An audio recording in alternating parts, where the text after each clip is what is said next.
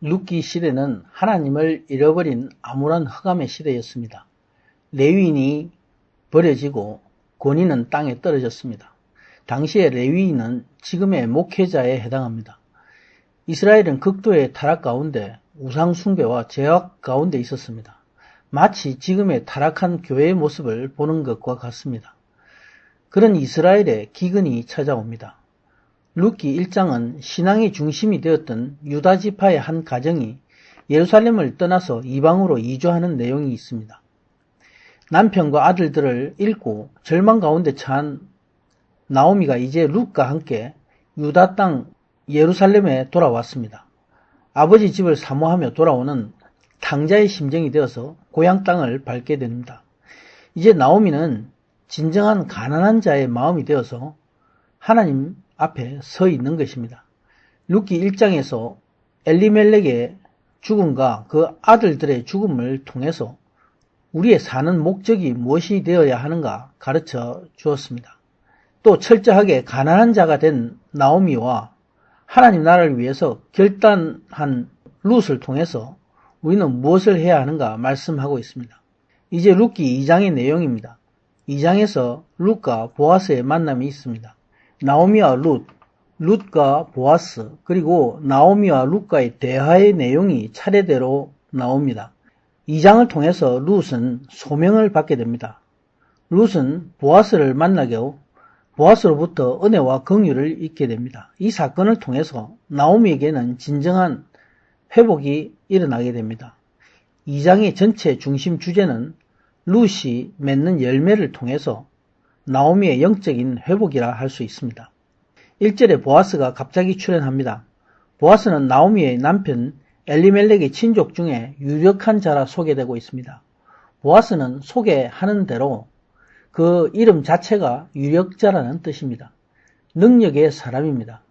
바로 나오미와 룻을 구원하시는 구원자 예수 그리스도를 예표하고 있습니다. 모압 여인 룻이 나오미에게 청해서 이삭을 죽기 위해 밭으로 가게 됩니다. 은혜를 잊기 위해서입니다.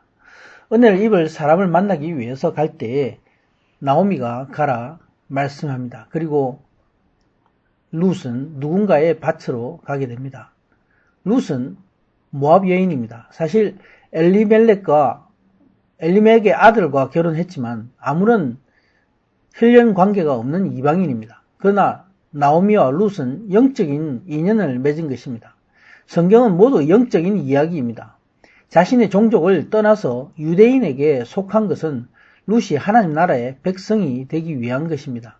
이렇게 룻은 나오미의 열매가 된 것과 같습니다.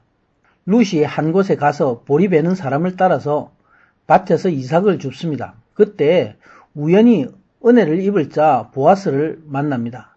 하나님이 룻이 은혜를 입게 하기 위해서 그녀를 인도한 곳이 바로 보아스의 밭입니다. 보아스는 엘리멜렉의 친족이라 다시 소개되고 있습니다. 하나님이 은혜를 입게 할 자 보아스를 만나게 한 것입니다. 영적인 세상에는 결코 우연의 사건은 없습니다. 세상에 일어나는 일은 모두 영적으로 연결되어 있습니다. 하나님을 모르면 사람들은 이 세상에 대해 오해하게 됩니다. 엘리멜렉이 유다를 떠난 것은 당시 사회에 미혹된 유대 사회를 그대로 비춰주고 있습니다. 나오미는 이방에서 남편과 두 아들을 잃는 고난을 당했지만 하나님은 저들에게 은혜를 주시기 원했습니다. 이스라엘 위에 하실 일이 있었던 것입니다. 두 며느리 룻과 오르바의 결정은 오늘날 교회에 존재하는 두 사람의 모습을 비춰주고 있습니다. 한 사람은 하나님을 알지만 세상을 쫓아가는 사람 오르바와 같은 사람이고, 또 한 사람은 하나님의 나라를 실제로 구해서 은혜를 입는 룻과 같은 사람입니다. 이렇게 룻은 나오미를 따라서 하나님 나라의 기업을 물려받는 은혜의 복을 누리게 됩니다. 하나님 나라를 사모하고 그 나라를 구하는 사람은 반드시 하나님 나라에 들어가게 됩니다.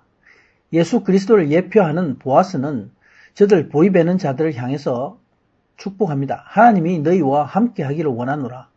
복 주시기를 원하노라. 이 복은 여기서 세상의 복이 아니라 예수님을 만나는 복입니다. 이처럼 보아스는 예수님을 예표해서 하나님 나라에 들어가는 영원한 복을 말씀하고 있습니다. 보아스를 통해서 하나님은 룻에게 말씀합니다. 보아스는 보리 베는 자를 거느린 사환에게 룻을 가리켜서 누구냐고 묻습니다. 사환이 대답을 통해서 보아스는 룻이 나오미와 함께 모압에서 돌아온 모압 여자인 것을 알게 됩니다. 그가 우연히 보아스의 밭에 왔고 저에게 이삭을 죽게 하였다 전합니다. 레위기 19장에는 이스라엘이 선민으로서 가져야 되는 법도와 규범에 대해 율법으로 정리하고 있습니다. 그 중에 레위기 19장 9절의 말씀입니다. 너희 땅에 곡물을 벨 때 너는 딱 밭 모퉁이까지 다 거두지 말고 너의 떨어진 이삭도 줍지 말라 말씀합니다. 이는 가난한 자를 위해서 자비를 베푸는 목적으로 이삭을 거두지 말라 명한 것입니다. 룻을 하나님의 법을 의지해서 룻은 하나님의 은혜를 잊기를 원하고 있는 것입니다. 사환은 룻이 잠시 집에 가서 쉰 시간 외에는 하루 종일 이삭을 주었다 주인에게 보고하고 있습니다. 보아스는 엘리멜렉의 친족으로서 나오미가 어떻게 돌아온 것을 소문을 들어서 이미 알고 있었습니다. 이제 보아스는 룻이 자기 친족 나오미와 함께 온 여자라는 것을 알게 됩니다. 그리고 이 성실한 룻에 많은 관심을 갖게 되는 것입니다. 보아스는 능력이 있는 부자입니다. 룻의 이삭 줍는 일은 아무것도 가진 것이 없는 절박한 어머니 나오미를 돕기 위한 것입니다. 이러한 룻을 보고 친족인 자신이 은혜를 베풀어야 한다는 책임을 느끼고 룻을 긍휼히 여기게 됩니다. 부자였었던 역시 엘리멜렉은 예루살렘을 떠나서 이방에서 죽었고 과부가 된 나오미는 거지가 되어서 예루살렘으로 돌아옵니다. 이때는 마침 추수하는 때였습니다. 예루살렘에 온 나오미는 자신을 발견하게 됩니다. 자신이 하나님께 버림받은 자라 생각합니다. 가장 비참한 모습의 자신에서 이제 나오미는 하나님의 은혜를 구하는 심령이 가난한 자가 됩니다. 나오미가 성읍의 사람들에게 한 그의 고백이 나를 말하라 한 것에서 나오미의 모습을 잘 설명하고 이해할 수 있습니다. 1장은 엘리멜렉의 몰락과 그 가족들의 고난의 내용이었습니다. 그리고 그 중심 인물은 엘리멜렉입니다. 불순종하는 이스라엘의 모습을 투영하고 있습니다. 이제 2장은 절망 가운데서 나오미에게 회복이 일어나는 내용입니다. 나오미의 회복은 곧 당시대 이스라엘의 소망과 빛이 되고 있는 것입니다. 아멘.